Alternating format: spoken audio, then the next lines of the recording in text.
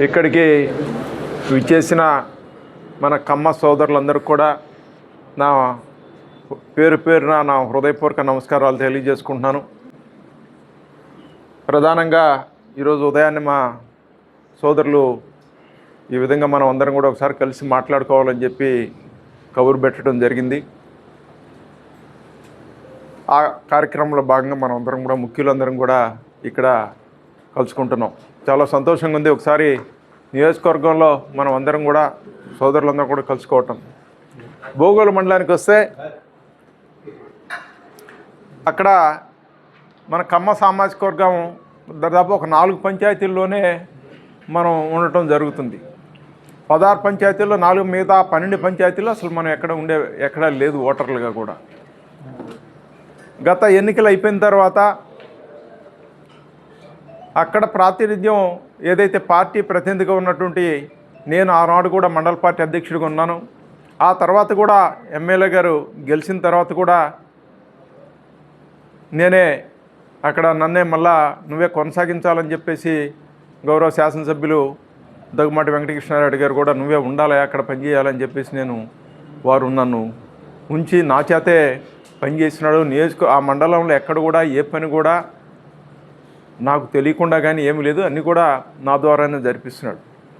మరి ఇటీవల నియోజకవర్గంలో జరిగిన సంఘటనలు మన మధుబాబు నాయుడు గారు కానీ రాజ్కుమార్ చౌదరి గారు కానీ మొత్తం వివరించడం కూడా జరిగింది. దీంట్లో భోగోలు మండలంలో నేను ఎప్పుడు కూడా ఆ యొక్క చర్చని మరో విధంగా అది అని ఎక్కడ కూడా ఎంటర్ కానీలేదు.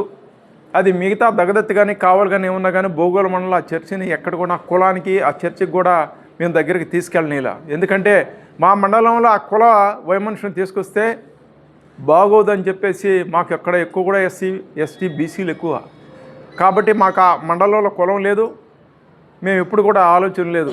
గతంలో మధుబాబు గారు కానీ అక్కడ కూడా చేశారు, చాలా రోజులు పార్టీ అధ్యక్షుడిగా చేశారు, తర్వాత కూడా సొసైటీ అధ్యక్షుడు చేసినా కూడా ఎక్కడ కూడా అది లేదని నేను అనుకుంటున్నాను.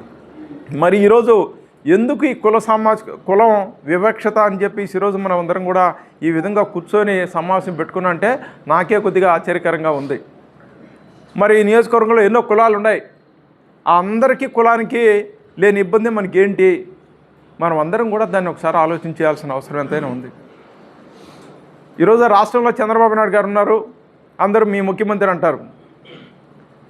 ఈరోజు ఇక్కడికి వచ్చిన లోపల దగ్గుమాటి వెంకటకృష్ణారెడ్డి గారు కూడా ఎలక్షన్ అయిపోయిన తర్వాత మన వాళ్ళందరూ కూడా బాధ్యతలన్నీ కూడా మెయిన్ బాధ్యతలన్నీ కూడా మన వాళ్ళందరూ కూడా అటు మధుబాబు నాయుడు గారు కానీ కిషోర్ గారు కానీ రవికుమార్ చౌదరి అందరూ కూడా మెయిన్ బాధ్యతలందరూ కూడా మన వాళ్ళు ఉన్నారు.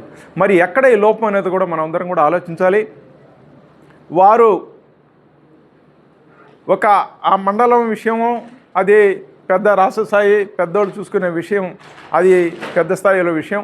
కానీ మిగతా స్థాయికి వచ్చే లోపల కూడా ఎక్కడ కూడా మన కులానికి మా మండలంలో అయితే ఎక్కడ ఇబ్బంది లేదని చెప్పి ఈ సందర్భంగా నేను తెలియజేస్తున్నాను. ఈ కులం సమస్య కూడా మా మండలం లేదు, ఇంకా రాబోదని కూడా తెలియజేస్తున్నాను. మేము ఏది అడిగినా కానీ ఎమ్మెల్యే గారు మాకు సహకరిస్తున్నారు, పనిచేసి పెడుతున్నారు. మేము ఏ రోజు కూడా మన కులానికి తక్కువ అనే భావన ఈరోజు వరకు లేదని చెప్పి ఈ సందర్భంగా నేను తెలియజేస్తూ సెలవు తీసుకుంటున్నాను.